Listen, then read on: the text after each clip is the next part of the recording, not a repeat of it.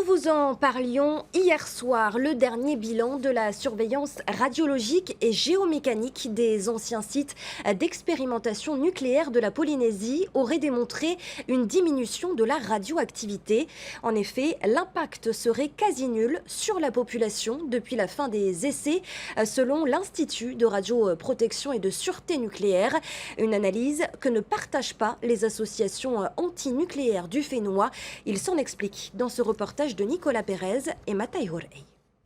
Le marquage radiologique des atolls n'a pas d'impact sur l'environnement et reste localisé au niveau des atolls de Mururoa et Fangatofa. Des propos rassurants sur l'impact des essais nucléaires en Polynésie française, mais qui en laissent certains encore perplexes.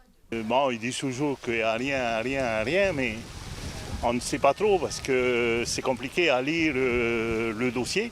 Parce qu'il faut être scientifique, mais ce qu'on a demandé aussi, c'est que qu'il y ait, parce que c'est ce qu'on demande depuis plusieurs années, nous, Tamani Mururoa, qu'il y ait des scientifiques polynésiens qui participent à cette mission Turbo, mais qui participent à cette mission depuis la collecte jusqu'à dans les laboratoires du CEA en métropole.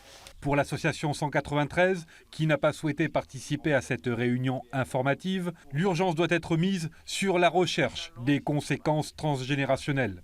Ça n'apporte rien de nouveau, disons, pour résoudre le problème. Des conséquences sur le problème, disons, des maladies transgénérationnelles. Il y a au moins ce problème-là qui est important. Une demande à laquelle le président Fritsch a en partie répondu, suite à la question d'une élue UPLD à l'Assemblée lors des traditionnelles questions au gouvernement. Je vous suggère de solliciter vos représentants à l'Assemblée nationale pour qu'ils interviennent auprès de l'État afin qu'une étude indépendante soit engagée et financée par ces soins. Je suis prêt à mettre de l'argent. Je suis prêt à mettre de l'argent pour mon peuple.